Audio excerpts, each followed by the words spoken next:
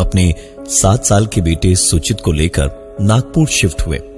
उनका छोटा सा कुत्ता पॉमी तो नई जगह आकर इतना खुश था कि पूरे घर के दौड़ दौड़ के खुशी के मारे चक्कर लगाए जा रहा था। कभी बड़े लॉन में घास पे लौटता तो कभी इस कोने से उस कोने तक दौड़ता और पूरे घर में भौंकता रहता। न जाने कब सुमित और मीरा की सुबह सामान अनपैक करने और सजाने में भी निकल गए। दोपहर को तीनों बाहर खाने गए और वापस आते वक्त एक नया टीवी लेकर आए। टीवी निकाल के कनेक्ट किया और टीवी का बड़ा सा बॉक्स स्टोर रूम में रख दिया। दोपहर से अब शाम होने चली थी। सुमित, मीरा और सुचित सो रहे थे। टीवी चल रहा था तो मीरा की नींद खुली तो उसने सोचा कि चाय बनाई जाए। किचन की ओर जाने को उठी तो किचन से पहले स्टोर रूम का दरवाजा खोला देखा और एक आवाज स्टोर रूम के अंदर से आती हुई उसने साफ साफ सुनी।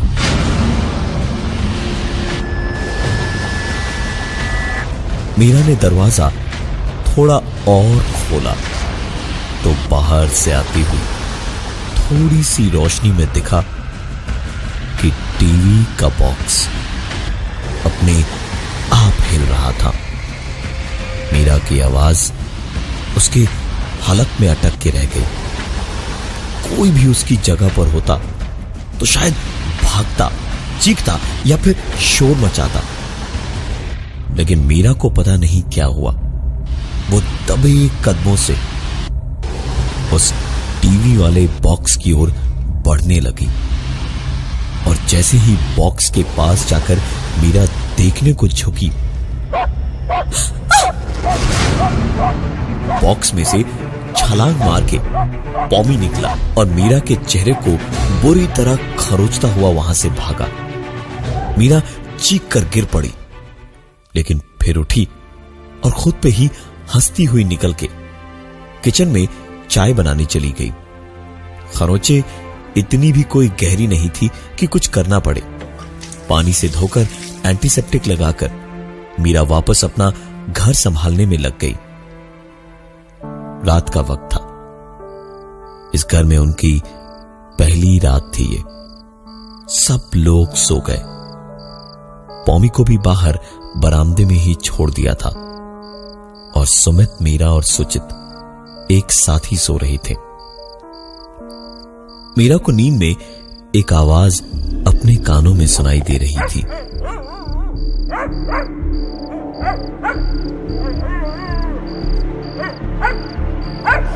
मीरा को इतना तो समझ आ ही रहा था कि ये पॉमी ही भौंक रहा था, लेकिन दिखाई कोई नहीं दे रहा था।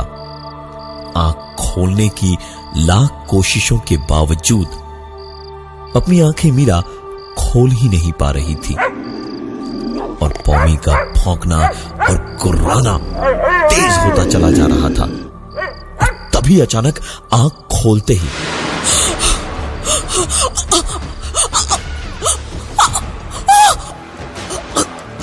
चीखने की पूरी कोशिश करते हुए भी मीरा की आवाज नहीं निकल पा रही थी।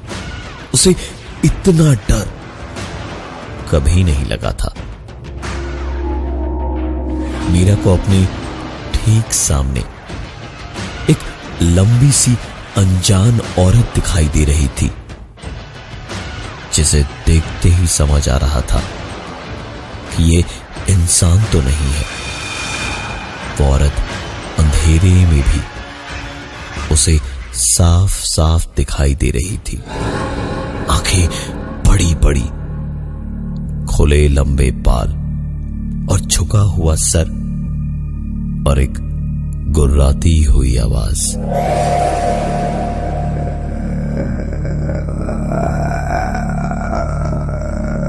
ये सब कुछ देखते हुए ही मीरा एक झटके से जोरदार चीख मारकर नींद से जागी तो देखा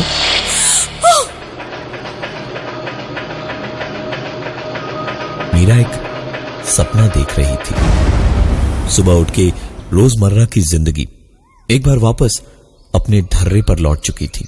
सुमित ऑफिस चला गया, सुचित स्कूल, और घर पे बचे मीरा और पौमी।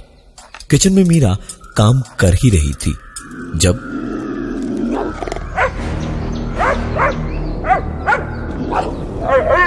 मीरा की रात के सपने की तरह ही पौमी सचमुच भौंकने लगा था।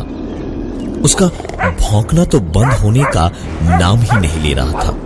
मीरा ने चिढ़कर उसे बांध दिया और वापस किचन में काम करने लगी, जब अचानक मीरा को किचन की खिड़की पर कोई झांकता हुआ दिखा।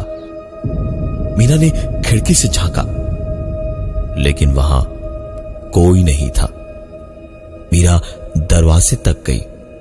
डरते हुए उसने दरवाजा खोला और देखा बाहर कोई था ही नहीं। मीरा बाहर झांक के देख ही रही थी जब अचानक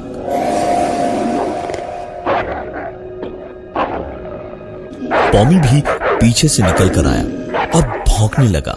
मीरा उसे पकड़कर अंदर वापस लाने गई तो देखा कि पौमी सिर्फ एक टक एक ही जगह देखकर भौंके जा रहा था।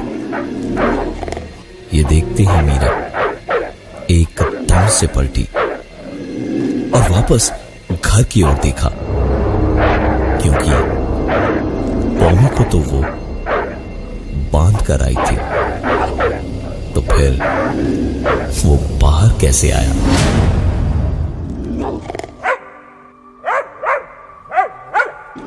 मीरा कुछ देर तक पौमी को डरी और परेशानी वाली निगाहों से देखती रही और फिर पौमी को पकड़ने मीरा नीचे झुकी तो पौमी भौंकता हुआ घर से बाहर भाग गया।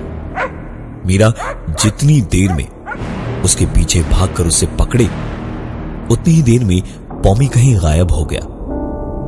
परेशान हालत में घबराकर मीरा ने तुरंत सुमित को ऑफिस में फोन किया और पूरी बात बताई तो सुमित ने हंसते हुए कहा, अरे मीरा, क्यों टेंशन ले रही हो? आ जाएगा कुछ ही देर में। नई जगह है, होता है यार, तुम परेशान मत हो। मीरा ने फोन रखा। किचन का काम खत्म हुआ तो सारी खिड़कियां और दरवाजे बंद करके मीरा ने खाना खाया और फिर टीवी देखते देखते ही सो गई। काफी देर तक सोते सोते मीरा को अपने कानों में एक आवाज सुनाई दी।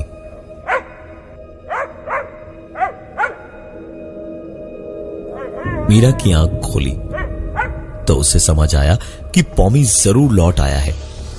मीरा उठकर तुरंत भागी दरवाजे की ओर और दरवाजा खोलते ही मीरा को झटका लगा, क्योंकि पौमी की आवाज तो अभी भी आ रही थी, लेकिन पौमी वो दरवाजे पर नहीं था।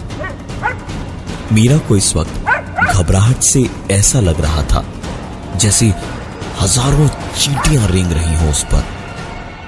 मीरा ने बड़ी मुश्किल से अपनी घबराहट को संभाला और उस आवाज का पीछा करते हुए धीमे धीमे कदम बढ़ाते हुए आगे की ओर जाने लगी। मीरा की दबी हुई घबराहट अब और बढ़ने लगी, क्योंकि पौमी के भौंकने की आवाज स्टोर रूम से आ रही थी। मीरा ने स्टोर रूम का चरमराता हुआ दरवाजा खोला तो देखा सामने टीवी का बॉक्स रखा था और आवाज वहीं से आ रही थी। पूरे घर की खिड़कियां और दरवाजे बंद थे। पौमी अंदर आया भी तो कैसे?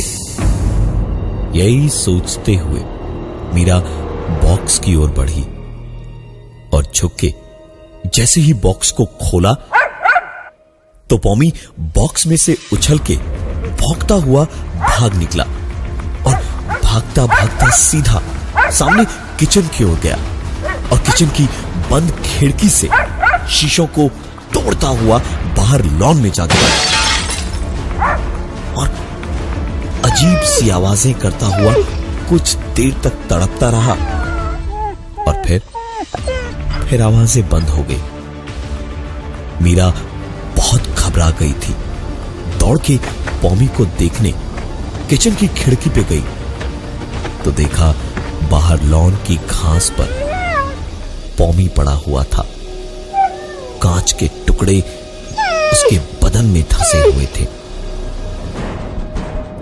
बिना किसी आवाज के कुछ देर पॉमी तड़पता रहा और फिर उसने अपनी आखिरी सांसें ली। मीरा तुरंत अपने कमरे में भागी और उसने सुमित को फोन लगाया। सुमित भी सुनते ही थोड़ा घबरा गया और तुरंत ही घर आने को निकल पड़ा। कुछ देर के बाद दरवाजे की घंटी बजी तो मीरा ने उठकर दरवाजा खोला और रोती हुई सुमित से लिपट गई। सुमित किचन में गया तो देखा खिड़की खोली हुई थी। शीशा एकदम ठीक ठाक था और बाहर लॉन में भी पॉमी की लाश नहीं थी। मीरा को उसने बहुत प्यार से समझाया, मीरा सब ठीक है, पॉमी वापस आया ही नहीं होगा। तुम शिफ्टिंग से थोड़ा स्ट्रेस्ड हो, आराम करो, मैं घर पे हूं, थोड़ा सो लो, सब ठीक हो जाएगा। मीरा को कुछ भी समझ नहीं आ रहा था। सारी चीजों को नजरअंदाज करते हुए मीरा अपने कमरे में जाकर लेटी और सुमित बाहर ड्राइंग रूम में बैठा ऑफिस का काम करने लगा। मीरा की आंख लगी ही थी जब उसकी नींद एक और आवाज ने तोड़ी और वापस मीरा को एसी से ठंडे हो चुके कमरे में घबराहट से पसीना आने लगा, क्योंकि पॉमी की आवाज एक बार फिर स्टोर रूम के अंदर से ही आ रही थी। मीरा की आंख खोलते ही उसने घबराकर चीखना शुरू कर दिया। सुमित चीखें सुनकर भागता हुआ आया और देखा मीरा बुरे हाल में घबराई और परेशान सी चीखे जा रही थी। सुमित ने आकर किसी तरह उसको शांत किया तो वो रोती हुई सुमित से जिद करने लगी कि पॉमी को निकाल दे बाहर। किसी भी हाल में मीरा पॉमी को घर के अंदर देखने को राजी नहीं थी। सुमित भी हार कर पॉमी को बाहर छोड़कर आया। अंदर घर में सुमित मीरा को समझा बुझाकर शांत कर ही रहा था जब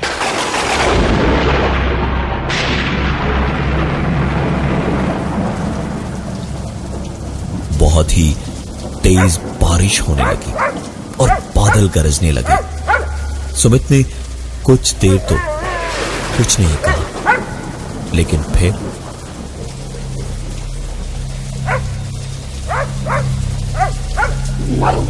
पॉमी के भौंकने और रोने की आवाजें सुमित को परेशान किए जा रही थी। वो उठ के जाने को हुआ तो गुस्से में मीरा दांत पीसती हुई बोली, पॉमी इस घर के अंदर नहीं आएगा। सुमित भी फैसला कर चुका था। वो मीरा से बहुत ही तहजीब के साथ बोला, मीरा, उस बेजुबान ने तुम्हारा क्या बिगाड़ा है जो ऐसे परेशान हो रही हो? मैं तो हूं ना यहाँ पर, टेंशन मत लो, बेचारा मर जाएगा ऐसी बरसात में। और इतना कह के सुमित बाहर निकल गया पॉमी को लाने।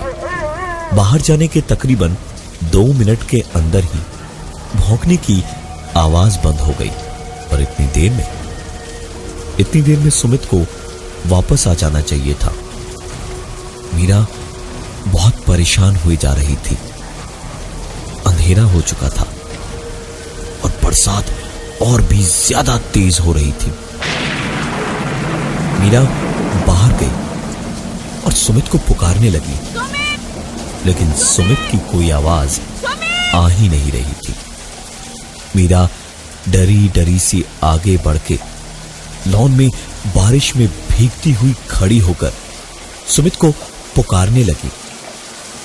लेकिन तभी उसके सामने पड़ती अंधेरे में पीछे वाले घर से आती लाइट ऑफ हो गई।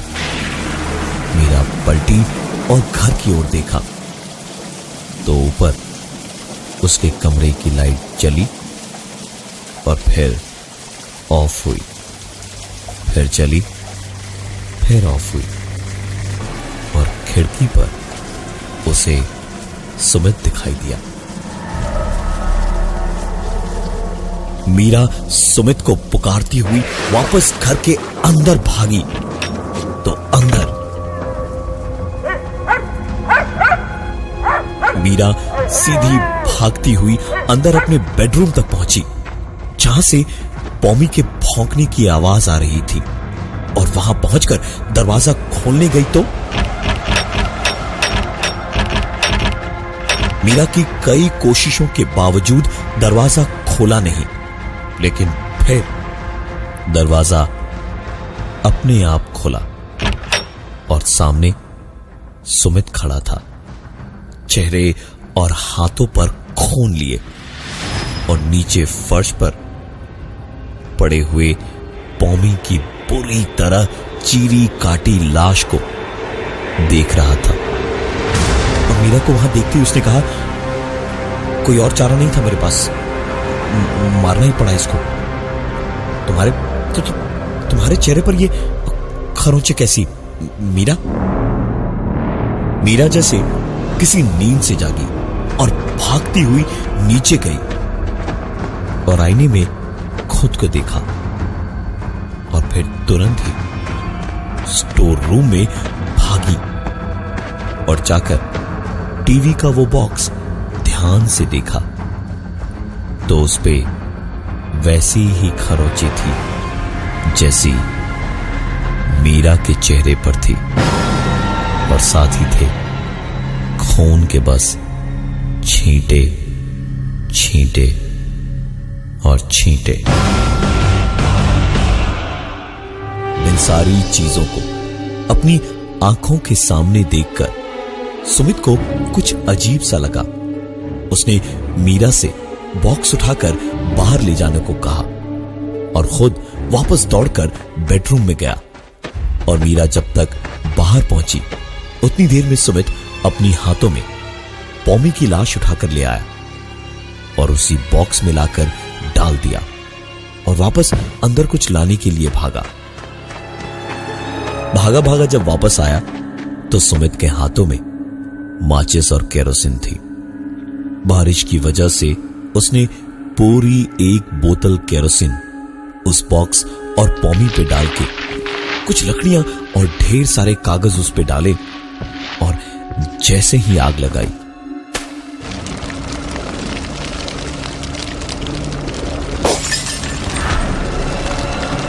बाहर बरामदे का बल्ब जोर से फटा। दोनों ने सोचा कि जब सब जल जाए तो कांच के टुकड़े साफ कर देंगे। सुमित और मीरा का बेटा सुचित ऊपर कमरे में बड़े आराम से सो रहा था, लेकिन जैसे जैसे वो आग बढ़ती गई घर के अंदर की एक एक लाइट फूटकर चकनाचूर होती जा रही थी। सुमित और मीरा तुरंत सुचित को पुकारते हुए अंदर भागे और सीधे सुचित के कमरे के पास जाकर रुके, लेकिन वहां पहुंचकर देखा दरवाजा अंदर से बंद था। लाख कोशिशों के बावजूद दरवाजा खोल ही नहीं रहा था और दरवाजे के नीचे से दिख रहा था कि अंदर बत्ती जल रही है।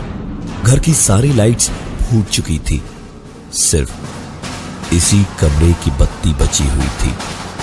सुमित और मीरा खटखटाते हुए बस सुचित पुकारते जा रहे थे, लेकिन वो 7 साल का बच्चा कर भी क्या लेता। आखिरकार इस एक आवाज के साथ चारों तरफ जैसे सन्नाटा पसर गया। मीरा चीख मारकर सुमित से लिपटकर रो पड़ी और उसी वक्त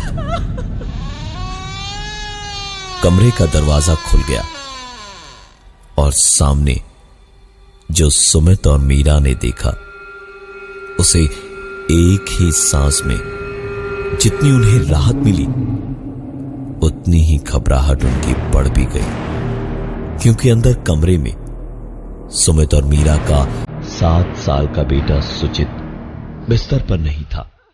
मीरा पागलों की तरह रोती जा रही थी और सुमित सुचित का नाम पुकारे जा रहा था।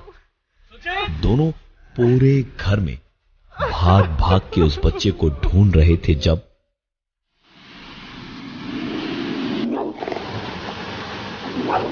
मीरा ने स्टोर रूम में कुछ घिसटने की आवाज सुनी। मीरा के कदम ठिठक के वहीं रुक गए। वो धीमे धीमे स्टोर रूम में गई और देखा एक दूसरा बॉक्स जमीन पर इधर उधर घिसट रहा था। मीरा बॉक्स के पास पहुंची और झुककर उसने जैसे ही उस बॉक्स को खोला तो सुचित उस बॉक्स से भौंकता हुआ कमरे के बाहर भाग गया। तकरीबन 3 महीने के बाद एक दूसरा परिवार वहां रहने आया। नई नई शादी हुई थी दोनों की। सारा सामान रख के कुछ देर सुस्ताने बैठे ही थे जब उठकर दोनों ने फोटो फ्रेम उठाया तो देखा दोनों की शादी की बड़ी सी तस्वीर के ऊपर का कांच तो फूटा हुआ था, लेकिन अजीब बात यह थी कि फोटो पर लंबी लंबी खरोंचे ऊपर से नीचे तक थी।